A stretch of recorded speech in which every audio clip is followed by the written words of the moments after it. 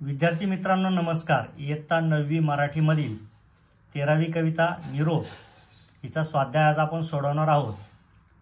ही कविता पद्मा गोळे या कवयित्रीने लिहिलेली आहे।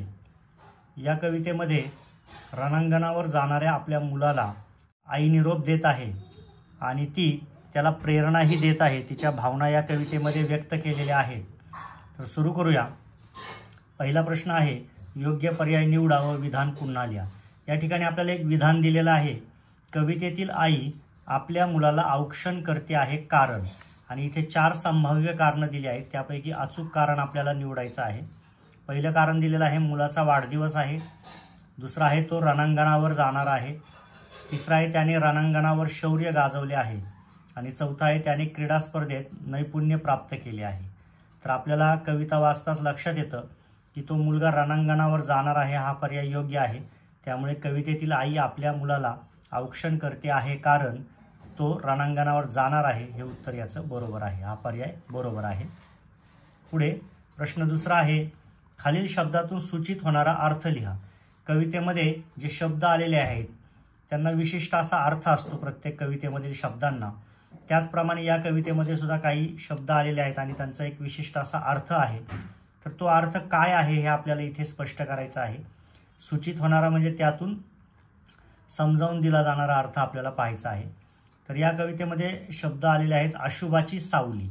तर याचा अर्थ आपल्याला स्पष्ट करायचा आहे। शत्रूशी झुंज देण्यासाठी सैनिक जातात तेव्हा त्यांच्या प्राणांची शाश्वती नसते। लढाईमध्ये कधी प्राण गमावे लागतील याचा नेम नसतो। या गोष्टीला कवयित्रींनी अशुभ म्हणजे वाईट छाया असे म्हटलेले आहे। सैनिक जेव्हा लढाईसाठी जातात तेव्हा त्यांच्या प्राणाची कोणतीही शाश्वती नसते, कोणत्याही क्षणी त्यांचा प्राण जाऊ शकतो। या गोष्टीला अशुभाची सावली असं कवयित्रीने म्हटलेलं आहे, हे आपण इथे स्पष्ट केलेलं आहे। पुढे पंचप्राणांच्या ज्योतींचे औक्षण या शब्दसमूहाचा अर्थ आपल्याला इथे स्पष्ट करायचा आहे। तर पाहूया, रणांगणावर लढायला चाललेल्या बाळाचे रक्षण व्हावे म्हणून पंचारतीने ओवाळणे याला औक्षण म्हणतात। इथे आईला आपला बाळ सुखरूप परत यावा अशी मनापासून इच्छा आहे, म्हणून तिच्या मायेचे प्रतीक म्हणून पंचप्राणांच्या ज्योतींचे औक्षण असा उल्लेख कवयित्रींनी कवितेत केलेला आहे। तर इथे आपल्याला ठाऊक आहे की आपण एखाद्या ठिकाणी पराक्रम गाजवण्यासाठी जेव्हा व्यक्ती जात असते तेव्हा त्या व्यक्तीचं औक्षण केलं जातं। त्याच पद्धतीने इथे सुद्धा या मातेचा पुत्र देशासाठी रणांगणावर लढायला चाललेला आहे आणि तो सुखरूप परत यावा, त्याने आपल्या देशासाठी व्यवस्थित कर्तव्य बजावावं आणि त्याच्या प्राणांचं रक्षणही व्हावं या दृष्टीने आईने त्याला पंचप्राणांच्या ज्योतीचं औक्षण केलेलं आहे। तिच्या मायेचं प्रतीक म्हणून पंचप्राणांच्या ज्योतीचं औक्षण असा उल्लेख इथे कवयित्रींनी केलेला आहे। पुढे प्रश्न तिसरा आहे, कवितेच्या आधारे खालील तक्ता पूर्ण करा। इथे आपल्याला काही हेडिंग्स दिलेली आहेत आणि त्या विषयावर आपल्याला खाली लिहायचं आहे। तर पहिला जो स्तंभ आहे त्याच्यामध्ये दिलेला आहे कवितेचा विषय। या ठिकाणी आपल्याला कवितेचा विषय लक्षात येतो, रणांगणावर जाणाऱ्या बाळाला आई निरोप देत आहे, हा कवितेचा विषय आहे। कवितेतील पात्रे, या कवितेत कोणकोणती पात्रे आली आहेत तर आई व मुलगा ही 2 पात्रे आलेली आहेत। कवितेत उल्लेख आलेल्या थोर व्यक्ती, कवितेमध्ये जिजामाता, राणी लक्ष्मीबाई व शिवाजी महाराज या थोर व्यक्तींचा उल्लेख आलेला आहे, तो आपण इथे लिहिलेला आहे। आईने व्यक्त केलेली इच्छा, आईने या कवितेत काय इच्छा व्यक्त केली आहे तर विजयी होऊन आलास की माझ्या हातांनी दूध भात भरवीन। तिचा जो बाळ आहे, तिचा जो मुलगा आहे तो विजयी होऊन आला की ती तिच्या हाताने त्याला दूध भात भरवणार आहे अशी कवितेमध्ये आईने व्यक्त केलेली इच्छा आहे, ती आपण या ठिकाणी लिहून हा तक्ता पूर्ण केलेला आहे। पुढे पाहूया, पुढचा प्रश्न चौथा आहे काव्य सौंदर्यावर आधारित। त्यातील उपप्रश्न आहे तुझ्या शस्त्रांना अस्त्रांना शक्ती देईल भवानी, शिवरायाचे स्वरूप आठवावे रणांगणी। या काव्यपंक्तीतून व्यक्त होणारा अर्थ स्पष्ट करा। आता ही जी काव्यपंक्ती आहे यातून कोणता अर्थ व्यक्त होत आहे हे आपल्याला इथे स्पष्ट करायचं आहे। तर रणांगणावर लढायला जाणाऱ्या बाळाला धीराने निरोप देताना आई म्हणते, तुझ्यावर अशुभाची सावली पडणार नाही, तू लढताना श्री शिवछत्रपती शिवरायांचा पराक्रम आठव, त्यांना हिंदवी स्वराज्य स्थापन करताना जे त्यांनी शौर्य दाखवले त्याचे मनोमन स्मरण कर, शिवरायांच्या कर्तृत्वाला जसा भवानी मातेने आशीर्वाद दिला होता तशीच तुझ्या अस्त्रांना शस्त्रांना भवानी माता शक्ती देईल. अशा पद्धतीने या 2 ओळींमध्ये जो अर्थ अभिप्रेत आहे तो आपण इथे स्पष्ट केलेला आहे. बाळाला निरोप देताना विकल न होणाऱ्या वीरमातेचे दर्शन व तिची मनोकामना या ओळीतून स्पष्ट होते. पुढे आहे दुसरा उपप्रश्न आहे आ. धन्य करी माझी पूस येई विजयी होऊन पुन्हा माझ्या हाताने दूध भात भरविन. या काव्य पंक्तीतील भाव सौंदर्य स्पष्ट करा.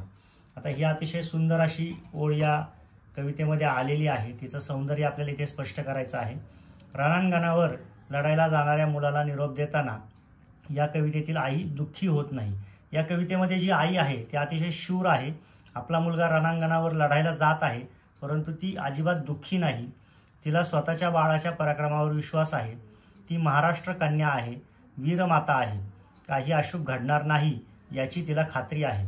शिवरायांचे स्वरूप आठवून झुंज दे व भवानी मातेचा वरद हस्त तुझ्यावर आहे हे मनात ठसव, असे ती निर्धाराने सांगते.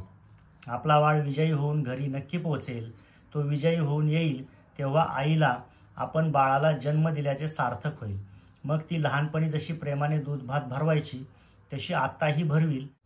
आईची बाळाच्या कर्तृत्वावर असलेली खात्री आणि शाश्वत निरंतर माया या ओळीतून दिसून येते. अशा पद्धतीने आईला आपल्या बाळावरचा असलेला विश्वास आणि तो विजयी परत होऊन आल्यानंतर त्याला प्रेमाने दूध भात भरवण्याची तिची इच्छा या ओळींमध्ये व्यक्त झालेली आहे. त्या अनुषंगाने आपण या ओळींमधील जे भावसौंदर्य आहे ते इथे व्यक्त केलेलं आहे. पुढील प्रश्न पाहूया. पुढे प्रश्न 5वा आहे अभिव्यक्तीशी संदर्भातील. त्यामध्ये अ उपप्रश्न आहे कवितेतील वीरमातेच्या भावना तुमच्या शब्दात लिहा. या कवितेमध्ये वीरमातेने ज्या भावना व्यक्त केलेल्या आहेत त्या आपल्याला आपल्या शब्दामध्ये इथे मांडायच्या आहेत. रणांगणावर लढायला जाणाऱ्या बाळाला निरोप देणारी कवितेतील आई ती सामान्य आई नाही, ती वीरमाता आहे. ती या प्रसंगी आनंदाने घराला तोरण बांधते. पंचप्राणांच्या ज्योतींनी बाळाचे औक्षण करते. ती बाळाला म्हणते, तुझ्या पराक्रमी बाहूंनी या देशाच्या स्वातंत्र्याचे रक्षण तुला करायचे आहे. तुझ्या खांद्यावर भविष्यातील सुख शांती विसावलेली आहे. माझ्या डोळ्यात अश्रू येणार नाहीत की गळ्यात हुंदकाई दाटणार नाही. मी वीरांचा धर्म जाणणारी महाराष्ट्र कन्या आहे. मला जिजाई व राणी लक्ष्मीबाईंचा वारसा लाभला आहे. मीच तुझ्या तलवारीला धार लावून ठेवली आहे. तुझ्यावर कोणत्याही संकटाची सावली देखील पडणार नाही. तू शिवरायांचे कर्तृत्व स्मर. माय भवानी तुला शक्ती देईल. विजयी होऊन ये. मग मला तुला जन्म दिल्याचे सार्थक वाटेल. माझ्या हातांनी माझ्या बाळाला दूध भात भरवी. अशा पद्धतीने हिम्मत, ठाम निर्धारी व माया करणारी अशा वीरमातेचे दर्शन आपल्याला तिच्या बोलण्यातून इथे व्यक्त झालेलं आहे असं लक्षात येतं. अशा पद्धतीने कवितेमध्ये जी वीरमाता आहे तिच्या भावना आपण या उत्तरामध्ये व्यक्त केलेल्या आहेत. यामध्ये तुम्ही आणखी भर टाकू शकता किंवा तुमच्या भाषेमध्ये इथे मांडू शकता. भारतभू ही वीरांची भूमी आहे याबाबत तुमचे मत लिहा. आपली भारतभूमी ही वीरांची भूमी आहे याविषयी आपल्याला इथे आपलं मत लिहायचं आहे. आता वीरांची भूमी आहे हे स्पष्ट करताना आपल्या भारतामध्ये इतिहासात होऊन गेलेल्या वीरांचा आपल्याला उल्लेख आणि संदर्भ देणं इथे आवश्यक आहे. तेव्हा भारतभूमीचा इतिहास हा पराक्रमाचा इतिहास आहे. रामायण महाभारत काळापासून याची साक्ष आपणास मिळते. दुष्टांना सजा देण्यासाठी प्राचीन काळापासून या भूमीत प्रबळ योद्धे निर्माण झाले आहेत.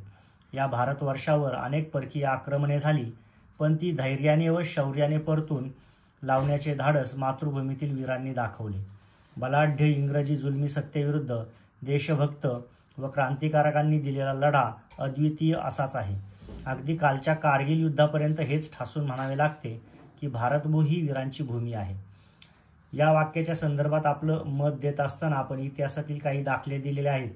त्याचप्रमाणे काही वर्षांपूर्वी झालेल्या कारगिल युद्धामध्ये सुद्धा भारताने दणदणीत असा विजय मिळवला होता. त्याचा संदर्भ सुद्धा आपण इथे दिलेला आहे आणि भारतभू ही वीरांची कशा प्रकारे भूमी आहे हे इथे आपण स्पष्ट केलेलं आहे.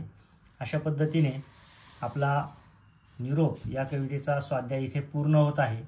या कवितेमधील एकंदर कल्पना आणि त्या अनुषंगाने आपल्याला विचारले गेलेले प्रश्न यांचा व्यवस्थित सराव करा. धन्यवाद.